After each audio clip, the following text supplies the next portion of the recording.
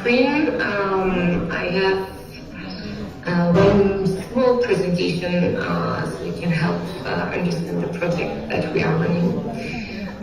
Just give me a few minutes. Yeah.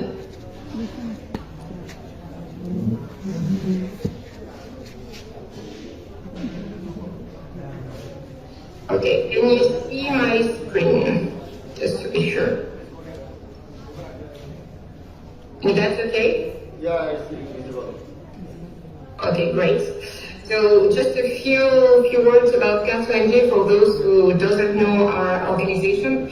So we are a French organization, an H2H organization, meaning that we are a support organization. So we are really focused on supporting other organizations, humanitarian but also development organization.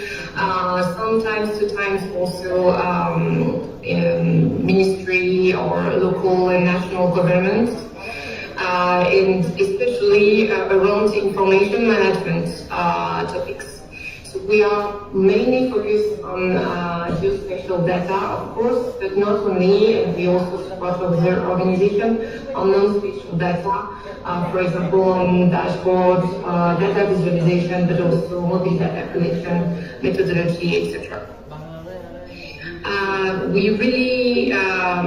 It's really important for us to work in partnerships, and that's why also we are here. Because we're really trying to develop more partnerships, especially with OSM communities. Right now we have a few organizations we are working with. We are developing, so we are really focused on supporting directly organizations remotely, but also in the field. And we are also trying to develop a support for the whole sector in general, because we know that our economic model implies that we are a service providers, but it's not always easy for other organizations to afford some support from other H2H organizations such as Confluence. That's why we are also trying to get funds from institutional donors mostly to organize webinars, but also trainings and develop materials for photo training, self-training, and so we can support a wide panel of organizations, including the smallest one, who needs also some support on data collection and information management. What is about the project? So today the idea is really to discuss about anticipatory action and local and community engagement. So just a few words about the idea of the project. So it's really a pilot project. It's a small one. It's only run on for 5 months. So I'm not the project manager. It's unfortunately in Tanzania right now for the project, so he asked me to support this conference. But the idea in the first place the assumption was based on lectures and a lot of literature review that communities in general are not really involved in the design, but also the monitoring and the feeling of the anticipatory action system. And so what we wanted to achieve with this project is to identify one particular area with an OSM community and to evaluate and assess if the local communities are involved or were involved in the design, but also the running of the anticipatory action mechanisms in place, if there was any. So after a first phase of selectioning the area, so we asked different partners of ours to submit some ideas, and that's why we picked the OS community in Tanzania, but also 2 other communities in Senegal and Bangladesh on a different level of engagement. But with Tanzania, the idea was to, can you hear me well? Yeah? Okay.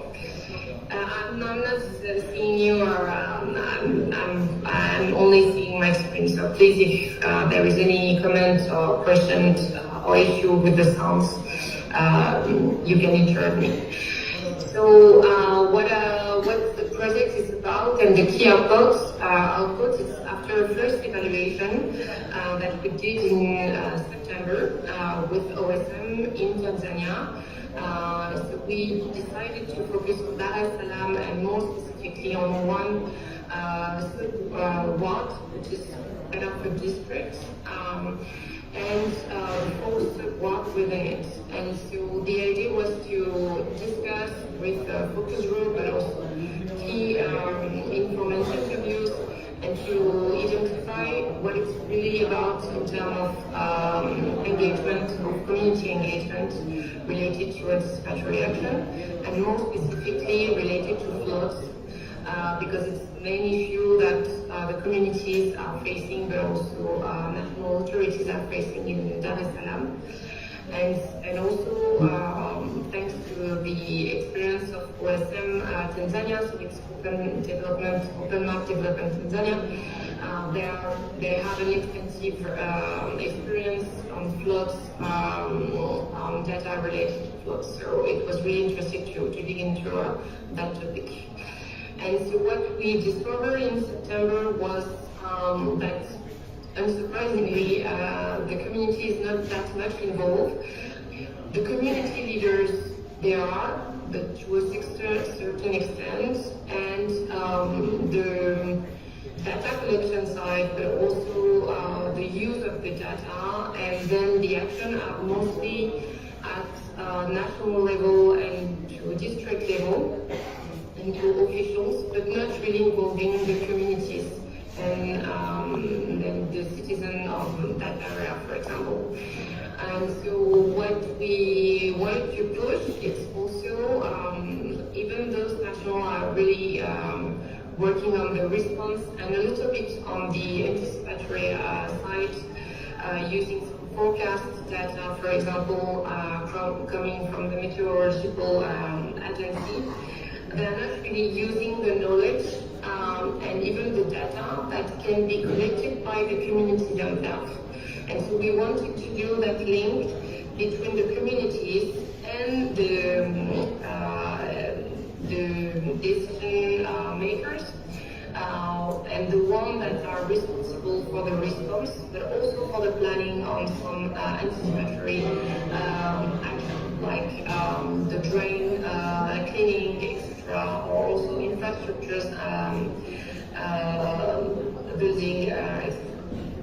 And so we wanted to connect those two key actors, so the communities, because they have knowledge, but it is really not exploited, let's say like that, but it's not used by the decision makers. And so there is really a waste in terms of information that exists that could be really useful for those decision makers. And to have also real-time information, and that could make them really more efficient, but also prepared in case of floods or in case of damage into the communities. So where we are right now, so we are in the last mile of the project. It's not finished yet, but so that's why my colleague Beoudan, the project manager, is in Dar es Salaam right now. Based on what the community said and also the needs of decision makers, we wanted to support DAMAT. So who is DAMAT? DAMAT is a local agency that is managing the flood response, not only the floods, but mostly the floods in Dar es Salaam. They cover the whole area of Dar es Salaam, and they are composed by different agencies. It's a whole consortium that it's really efficient and it's really working, but they lack some key information at the community level. They also need some mapping products, some maps, for example, regarding the flood area or the most at risk households, etc. And so what DAMA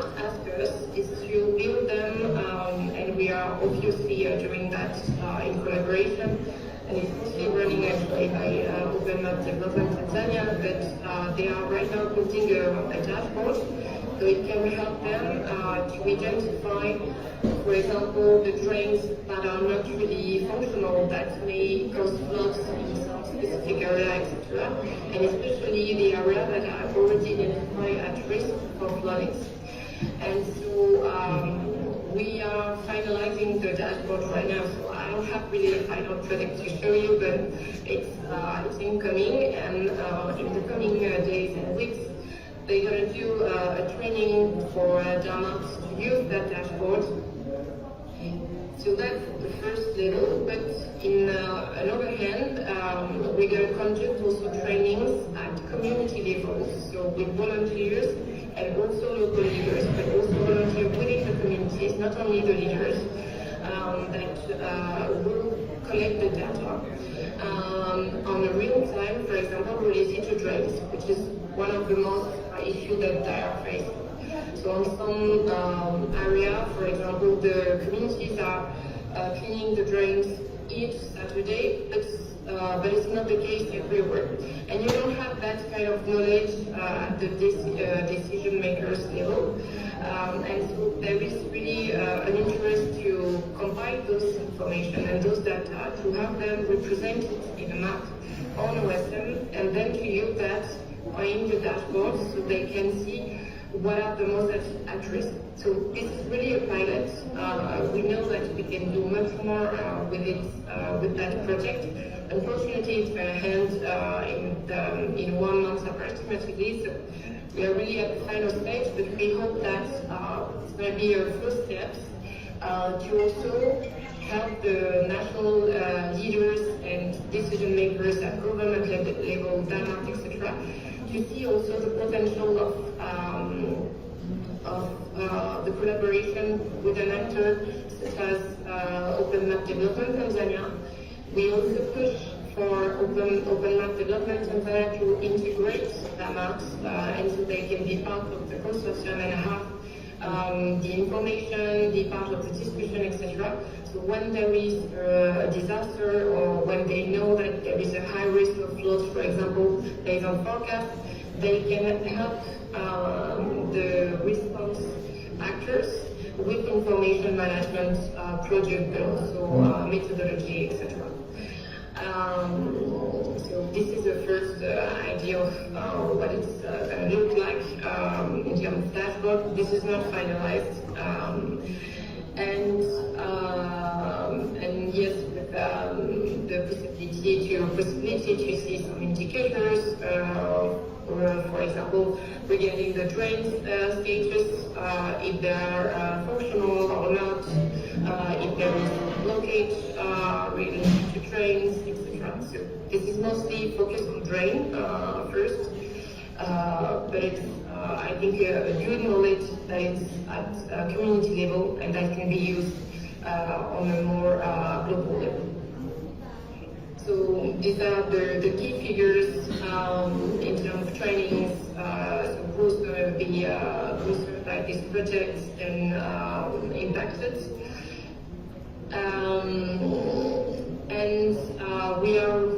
This is not completely finalized, but there is some recommendation, of course, regarding this project. And so, even if it's good to train the communities to use mobile data collection tools, for example, and to collect the data and then use them in OSM, for example, for dashboard. There is also some really easy mechanism to put in place to, for example, really see the level of the water level in when the floods or the rains are starting, and to really see at what point there is a risk, the high risk, for example, of floods, and to really have some triggers. Right now, it's not really anticipatory action per se, because they don't really have triggers that are being used to say, okay, at that level we need to start evacuation, etc., etc. And there is some triggers actually at community level, but they are really informal, and it's more like when the water reaches that level of the tree, we need to start evacuating extra, but it's not standardized, and so that's why also it's not used by the decision maker and the first responder in case of an emergency.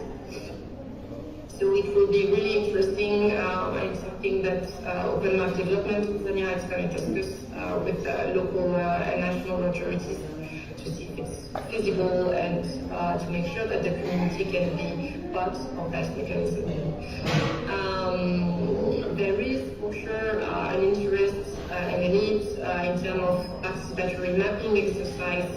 When we did the assessment in September with the communities, for example, we used a methodology called sensitive mapping.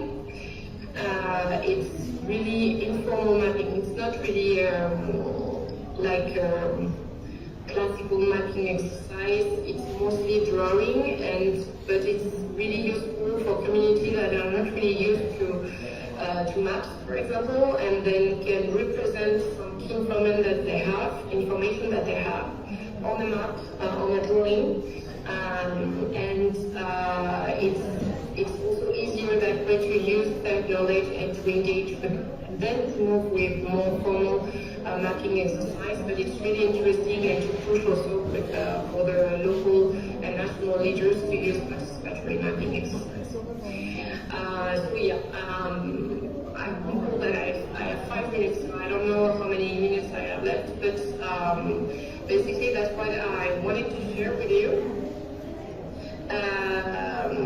And see if there is any question or yeah.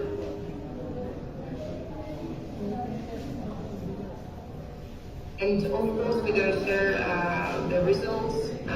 Like I said, it's not completely finalized, and they haven't started the trainings, and they need to finalize the dashboard first. But I hope it's going to be really impactful for DAMAT and the first step of collaboration. Thank you very much.